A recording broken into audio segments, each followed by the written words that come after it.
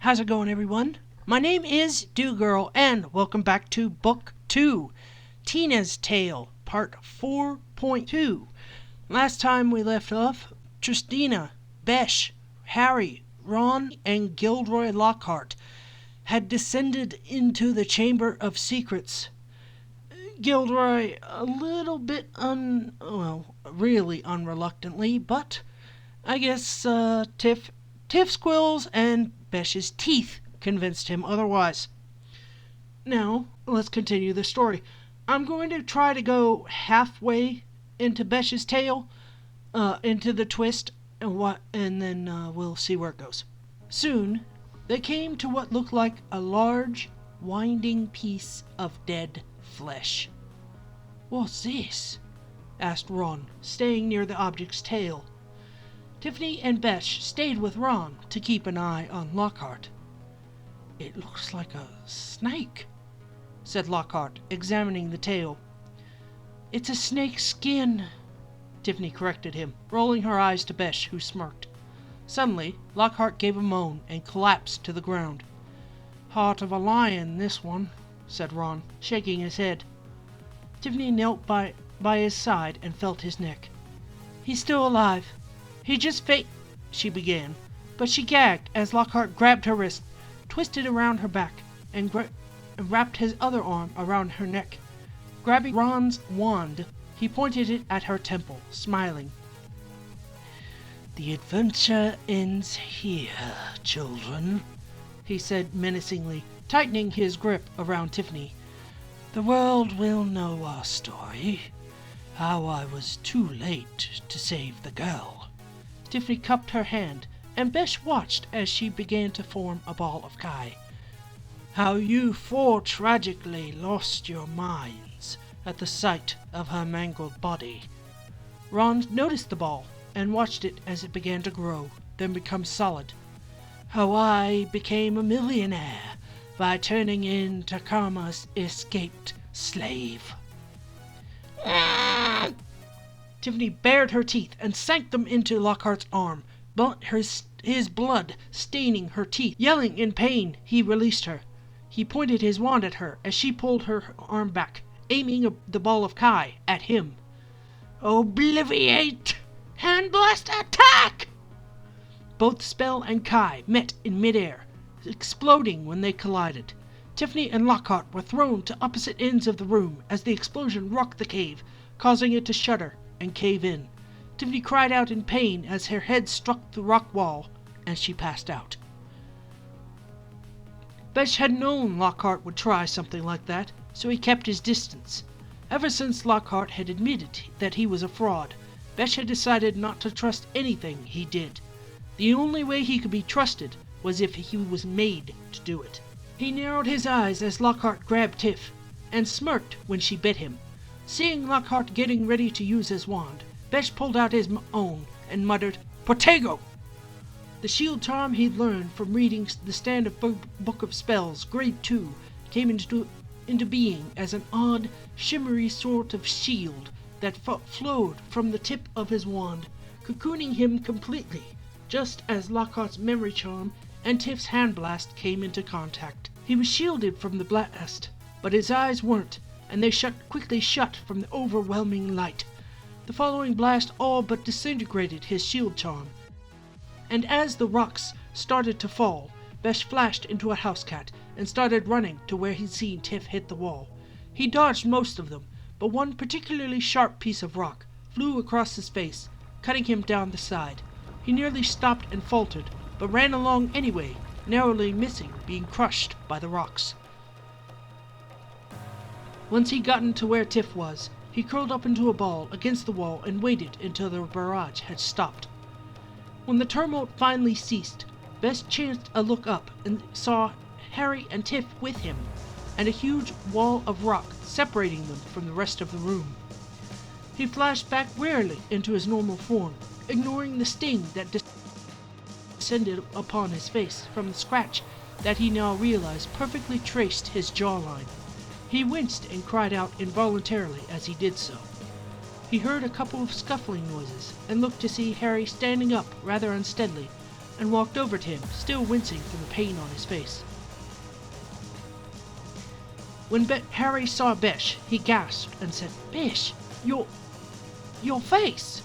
It's got a huge scratch on it!" "Wow, Harry, are you sure?" Besh asked sarcastically, but without any real venom. For at that moment he noticed Tiff still hadn't come around. With a look at Harry, he and the other second year ran over to her. Besh got there first and shook her lightly, saying, "Tiff? Tiff, are you okay?" "Can you hear us?" Harry said, placing his hands on either side of Tiff's head. Besh backed up so as not to bleed on the Quessa, and watched until he saw her eyes open slowly. Pulling Harry back lightly to let Tiff up, he sighed as she blinked a couple of times, then frowned. "Thank Merlin you're all right, Tiff," Harry said, and Besh grinned in agreement before crying out as the scratch on his face widened. "Besh, you're hurt!" Tiffany gasped, tracing the cut lightly with her finger. "It's just a scratch," Besh replied, helping the Quessa to her feet. "Harry! Tiff! Besh!" Ron coughed. "Ron!" yelled Harry, rushing to the rock fall. As the three peered through, they saw Ron getting to his feet. "Ron, are you okay?" asked Tiffany, trying to peer through the hole with Harry and Besh. Lockhart groaned and sat up. "Hello." "Who are you?" "Ron Weasley," said Ron. "And who am I?" he asked. "Lockhart's memory charm backfired!" Ron yelled. "This is an odd sort of place, isn't it?" asked Lockhart, picking up a rock and tossing it in his hand. "Do you live here?" "No." Thunk! Ron had hit Lockhart over the head, knocking him out again. "What do I do?" Ron called to Harry, Besh, and Tiffany. "Try and shift some of this rock so we can get back through. Besh, Tiff, and I will go find Ginny," Harry called. Ron agreed, and the three climbed back down the rock pile and towards a round door. "Allow me," said Tiffany, stepping forward. "But Tiff," began Besh. "You can't speak." Besh and Harry gaped at Tiffany as she smiled to them, and the door began to unlock. "Sometimes," she said, her eyes flashing to bright and lively once again. 1 second later, they had returned to their usual dull and hopeless states. "Being the daughter of Takama Vegenstorff has its uses," she finished, grinning. The three then climbed down the ladder onto the stone walkway. Much to Tiffany's dismay, water ran along the path of the walkway towards the center of the room. Besh gave Tiffany a light hug as the Quessa shivered, looking around the room. "Ginny!" Tristina whispered. Harry began to run forward at a fast clip. Tristina followed after. "Wake up! Wake up!" Harry said. Tristina put her hands on Ginny's head and closed her eyes. Concentrating, she mentally made the energy leaving Ginny visible. "She's losing her life energy at a fast rate, Harry," said Tristina, her eyebrows furrowing in concentration. "Ginny, wake up! Wake up!" Harry said, shaking Ginny's chest. Besh watched as a white mist appeared above Ginny's chest. "Harry! Besh! She's losing it!" Tiffany reported, following the energy with her eyes. "We need to get her out of here," Tiffany said to Besh, her eyes flashing once again. Besh noticed the odd flashing of her eyes and made a mental note to ask Dumbledore about it. He rather liked her eyes bright and silver, rather than dull and gray. He chose not to say anything about it, however, so as not to activate the hindrance that was her memorization field. "I know, Tiff," he said, and moved to pick her up. Before he could, a familiar voice said, "I'm afraid you can't do that. She won't wake." "Like hell we can't," Besh said distractedly, then turned around and stood stock still. Tiff and Harry looked as well to see Tom Riddle and a 15-year-old Takama Vegenstorff walking towards them. Tom Riddle," Harry said, his voice oddly faint. And Tacoma Vagenstroth, Besh said, his bored voice an odd contrast to Harry's. Why, yes. Hello. What do you mean she won't wake? Harry asked in a panicked sort of voice. She's not... No, she's alive. But only just. Tacoma answered with a smile. Besh snarled, ignoring the pain on his face, and he saw Tiff seemed to be having the same internal conflict he was having, whether to take Ginny and run, or to pummel Tacoma into a pulp of whatever he was. Are you two ghosts? Harry asked. He seemed to be the only one interested in gathering information about Ginny, confused and scared though he was. Besh had to admire him for that. He was goal-oriented and determined, even if it didn't seem like it. No, not ghosts. Memories. Tacoma answered, fixing his sickeningly sweet smile on his future daughter. Preserved in a diary for 15 years. Tom supplied. Tacoma, you've got to help us. There's a basilisk in here. It might come along at any moment, Harry said, as he and Besh started to pick up Ginny. It won't come until it's cold, Tom replied serenely, fingering Harry's wand while Tacoma held Tiff's. Besh noticed first and said, What are you doing with those? Give them their wands. You've got no use for them. Why, they won't need them. Tacoma shot back with a grin. Besh snarled and shot forward towards the two of them.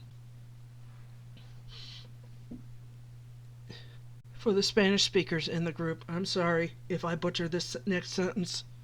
I'm not a native Spanish speaker. I just know how to say, hello, how are you? What is your name? And my name is. And maybe a couple other words. That's it. Here we go. As he got closer, Tom said suddenly, Bellisi over Rachel, llamo en la poderes de tu familia por controlarte. Obesime iolto! As he flung out a hand, Besh gasped and stopped mid-step, visibly shaking as he fought against the curse that Tom had invoked. What did you do to him? Harry demanded. Tacoma simply smirked, while Tom replied, Why, I used the only real weapon against anyone born of the line of Rael. The line of what? Harry asked. Tom snorted and continued. The line of Rael. All shapeshifters were descended from one family, one clan, the Rael clan. It is said they were given their powers by the gods that govern our world. Their name even means of the gods. At first, all animal shapeshifters, dragons, wolves, foxes, and cats. Tom paused to smirk at Besh, who was still held immobile. All went by the name Rael. But as time progressed, some of the more powerful shapeshifters decided to make subclans for themselves in order to differentiate between all of the shapeshifters in the animal kingdom. One such subclan took the name Olerachel, meaning Guild of the Gods. These were the most noble of creatures, the dragons. They are all but extinct now. Another took the name Tirsenrachel, meaning trackers of the gods. These were the wolves. One clan took the name Orarachel, meaning blood of the gods. These were the cats. They took this name because they were a warrior class of shapeshifters, extremely adept at using their fangs and claws to draw blood. It is said they even could draw blood from stones and trees. Whether that's actually true remains to be seen. The Overrachel subclan flourished far longer than the others, as they refused to breed with just any animal or shapeshifter. They were firm believers in survival of the fittest, and all of their subclan lived long lives that nearly defied imagination. Now, eventually, some of the subclans felt that they were superior to the other subclans. They felt weakness to what can be called either the greatest strength or the greatest weakness of anything with a human mind: pride. They began to fight amongst themselves. The battles got bloodier and bloodier, and the number of shapeshifters continued to dwindle until the gods themselves, the true clan of Real, stepped in. The members of the true clan, who simply kept the name Real, were rumored to be not animal shapeshifters, but elemental shapeshifters. They were supposed to be able to become an embodiment of any element they chose at will: earth, air, light, water, fire, lightning, even shadow. No element was outside the realm of possibility for the clan of Real. Because they wielded such awesome power, they were unanimously nominated and accepted as the police force of the entire Real race, back when the subclans first formed. The clan of Real came down upon the battle and surveyed the damage, and stopped the last two shapeshifters fighting after all the others had either been killed or beaten into unconsciousness. The last two fighters were one of the Orlerachayal and the other of Overachayal. Here, Tom paused again to nod at Besh. They asked the shapeshifters' names, and it's said that the two remaining fighters didn't think much of the authority of the Real subclan, as they gave them false names. The Real saw right through their lie and asked again. Again, they were given false names. They asked once more, and again they were given false names. They decreed that by and through the power vested to them by the leaders of the Real subclans and the gods, that all members of the clan of Real would be cursed. The curse is thus: at birth, shapeshifters were given a name. This would be their true name, and anyone who knew it would have complete and utter control over them. But it only worked if invoked through the language of the Real: Spanish. Spanish! Tiff asked, snorting in spite of herself. Tom gave her a hateful glance, but continued, yes, they'd chosen that, although it didn't have a name at the time, because it flowed from their tongues much as the same way they flowed from one form to the next. It was able to be used as either a humanoid or an animal.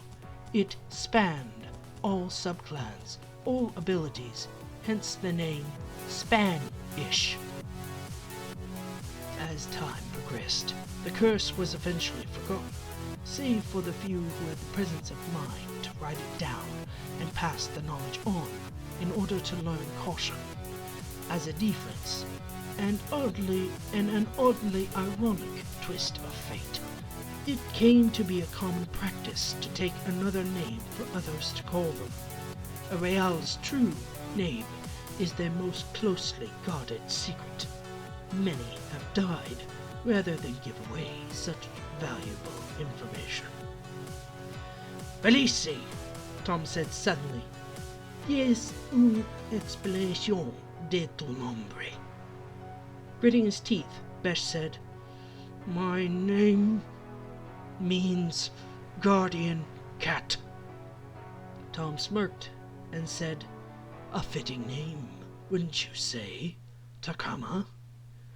Yes, brother, I would indeed, Takama replied as an evil grin spread across his face once more. You should count yourself as fortunate that Takama does not speak Spanish, Belici, Tom said, now circling Besh not unlike a giant cat would its prey. Okay, Harry said. Now I know the truth, and I know Besh's secret can't ever escape this place."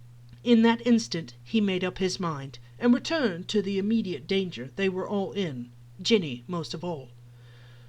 "But Tom, the basilisk, it's still going to come. We've got to go. We've got to save Ginny." "I'm afraid we can't do that, Harry. You see, as poor Ginny grows weaker, my brother grows stronger," said Takama, smiling.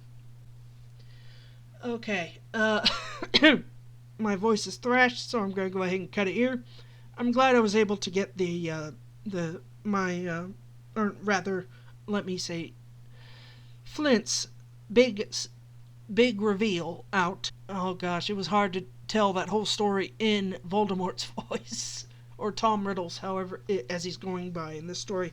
I do have some plans for editing for that portion of the story, specifically the Spanish parts. I'm sorry if I butchered it. It's been a while since this was written.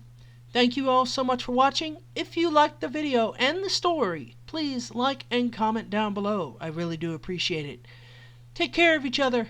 God bless you all. And I'll see you all later. Oh gosh, I really do need to give my voice a break.